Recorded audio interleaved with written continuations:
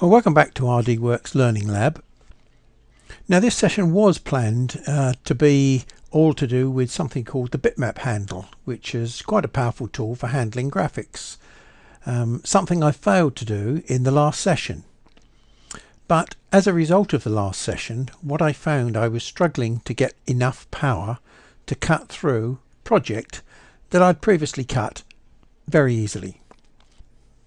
If you remember in an earlier session, I showed you a graph that I constructed, which was using a program that I wrote to check the depth of cut versus the speed of running. I feel that we must repeat that test now to see just what has happened to the lens and the power of the machine. We're going to write a program to test the cleanliness of the lens effectively. It will certainly test the efficiency of the light path. Now, to write this program, we are going to use quite a few of the things that we have learnt already. So we're going to draw a line, and we'll start somewhere, and we'll make it approximately 60 or 70 millimeters long. And we do that with the control key down so that it's dragged nice and straight and vertically downwards. So that's 2, 4, 6, say 7, and we don't have to be too fussy. Click. And now we want to produce several copies of that, so we'll click on it to put the handles on it, and then we'll use Control C instead of going up here to do the copy and paste command, and then we'll move along approximately to 10 millimeters, and we'll put a Control V command to paste it. Control V, Control V, Control V, 5, 10, 15, 20, 25, 30, 35. There we go. Now, they're not very easily and evenly spaced. So if we put the marquee around the whole lot, we can come up here and we'd be using this tool. We wondered what it could be used for, the across tool. Put it on any one of them, and look, it's evenly spaced them out. And now we can put the marquee around it again, and we can come to these other tools, which are the vertical alignment tool or the horizontally aligned tool. We click on any one of these, and hey, we've now got a lovely evenly spaced pattern. I'm going to choose this one, black, which it already is. Then this one we're going to put on a different layer, which will be blue. This one will be put on the next layer, red, green. I don't know what that is. Yellow and pale blue. Pale blue. There we go.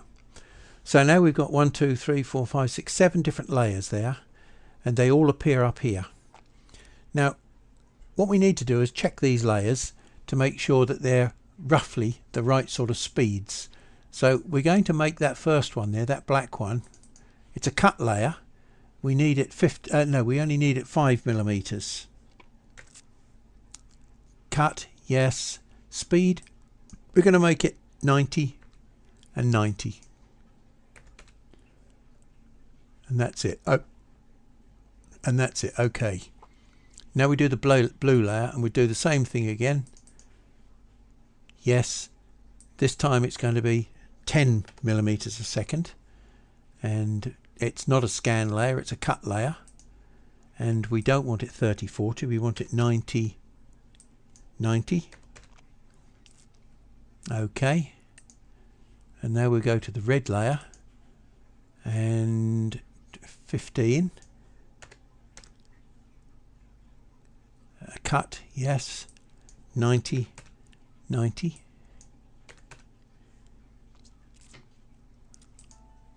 Okay, the green layer, and finally the blue layer, which is going to be 35, and cut, yes, 90-90.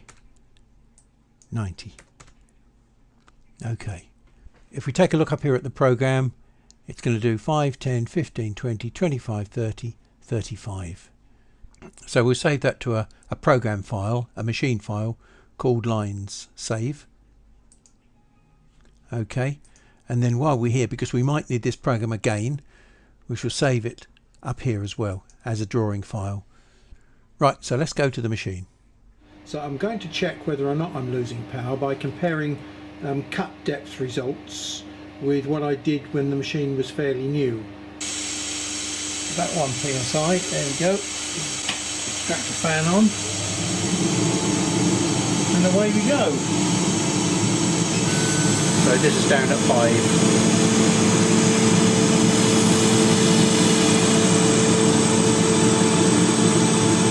Well, I don't think there's any doubt there, is there? When you look at the bottom set of results, they're approximately supposed to equivalent. So we've got about half the depth that we had initially. So my guess is my running without air has caused the lens inside there to fog up.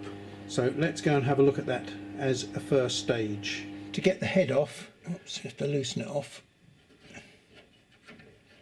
because there's a sort of like a split clamp collet behind there, and then we can pull this down, and that's how we adjust it.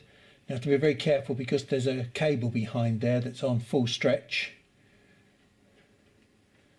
These are not tight yet. And we can just about stretch it to get it out. We'll disconnect the air pipe, and we shall probably have to take the fitting off, I think, because I won't be able to unscrew that unless I reset the pointer. So now, oh, there we go, that's come out quite easily. And I don't quite know what I'm going to find in here because it's the first time I've had this out. Now there's the lens. So there's the lens in there, and as you can see on that side there, hopefully if I catch that in the light right, that's quite shiny. Right, we've got to unscrew this little clamp ring at the top here. And then carefully, because I don't want to scratch the lens in any way. Looks like a rather special lens anyway. Ah. Well, it's certainly not shiny on that side, is it? It looks as though it's covered in some sort of film. So let's just have a quick wipe over it with a clean. That doesn't help a great deal. Here we've got some isopropyl alcohol.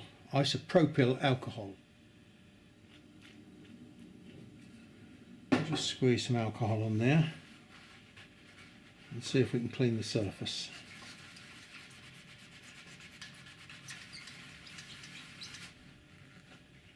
The answer is a bit. Definitely some sort of mark in the middle there where the laser beam has been going through, I presume.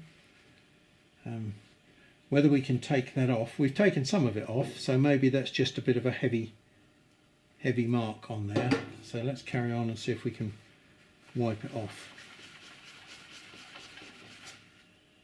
Oh, it's virtually gone now. That's good news. So it was just something burnt onto the surface of the lens.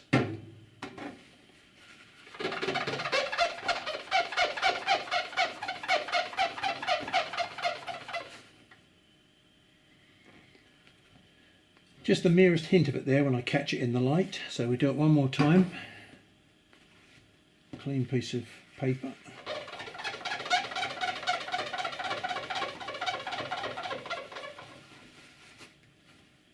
The lens is now in a nice, clean, clear condition. So we'll carefully put it back, curved side downwards.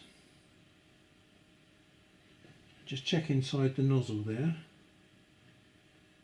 It doesn't look like a load of fumes and stuff in there, but it probably won't take much to coat that lens. It's amazing how little there was on there and how much effect it had on the cutting power. To get that in there, I think I'm going to turn it upside down to get it flat on the back face, because it doesn't want to go in square. So we put it in upside down so that it sits flat. There we go. So we lock that in now, We won't put the fitting on for a minute. We'll make sure we've got to get this set right so that we can just about squeeze that into there and get it back into its fitting. There we go. We'll put it to the top. Doesn't matter where it goes because the laser is running parallel light all the way across here and down here until it hits the lens, and it's only when it hits the lens does it start focusing. So regardless of the length of this piece of pipe, it doesn't change the focus length of the lens. It just changes the length of path that the light goes through. But then again, moving this changes the length of the path that the light goes through, so it doesn't matter where you set this. Hopefully you'll be able to see as I cut the different depths, if I can get them beside each one of these. So we'll do an enter to start, and then I might have to pause it to